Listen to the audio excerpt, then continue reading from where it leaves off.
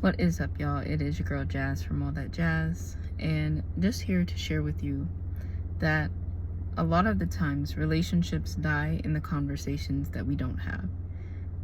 I'm saying this as someone who, up until recently was not a communicator in relationships. It's still something I'm working towards to be better at, not only sharing my feelings, but sharing them in a timely manner, because not only that you share, but when you share it is also really important. You can't wait till the very end, your wits end, and then share it and then expect to have a great result. But nonetheless, I think that up until recently, I've had this idea that relationships where there's banter back and forth, there's argument and disagreements and things, means that the relationship is not good. There's lots of conflict, there's lots of drama. And I have come to realize that actually the relationships where there's too much silence, where there's not enough being honest with the other person and saying, hey, that hurt my feelings. Hey, I was really disappointed that you didn't show up, that you weren't here for this thing that really meant a lot to me. It's being able to have that, which takes two sides, right? One side is the ability to say what's on your heart. And I think that's where I have struggled, is showing up in relationships in a vulnerable way and saying, I trust you enough to let you know that this thing hurt me. And I'm also entrusting you to care about what hurts me and make adjustments where it's necessary. And that can be hard, So on one part, it's one person admitting how they feel, a frustration, a grievance, a hurt. But on the other side, and I apologize for the sun, it's like beaming through because of the time of day. But on the other side, it's the willingness to listen to the other person, not make it about you, not turn it and say, well, I did this because you do that. That shuts a person down. But really remaining open and saying, you can tell me your grievances with me. You're safe to tell me, and I'm willing to listen.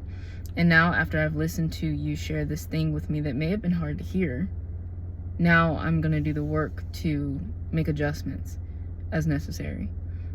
Or further communicate back with you and say, hey, this is also what I need, without making it about yourself. And so I think that it's those things.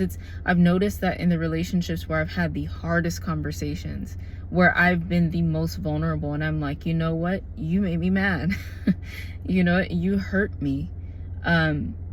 It's those relationships with those that I feel have had healthy responses.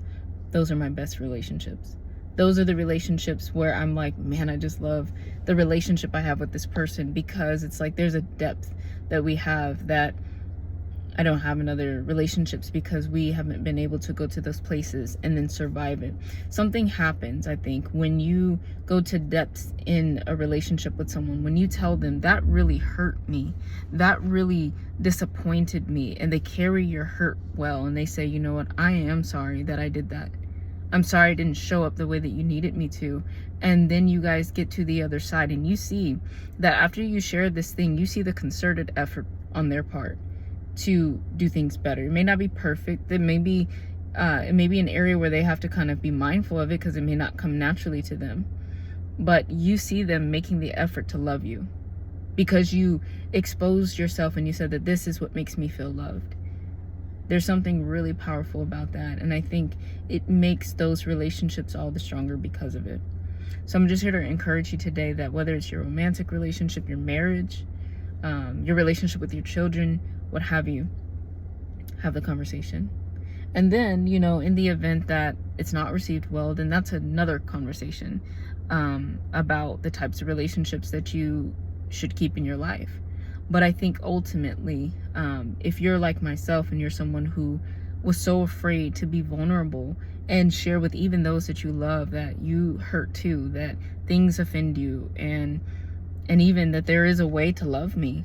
Like, if you find yourself struggling with that, because you don't like conflict, because you don't like arguing, because you don't like being overly emotional, I encourage you, have the conversation. And you're going to find that people love you far more than you knew, because you're going to see how those that really love you are going to strive to say, hey, how can I implement and be mindful? Implement the things that you said and be mindful of what you said triggers you. I'm going to do my best to step around that. I'm going to do my best to minister to that need that you have. And when you do that, you're going to be like, wow, people really do love me. And thank God for them. So until the next time, peace out.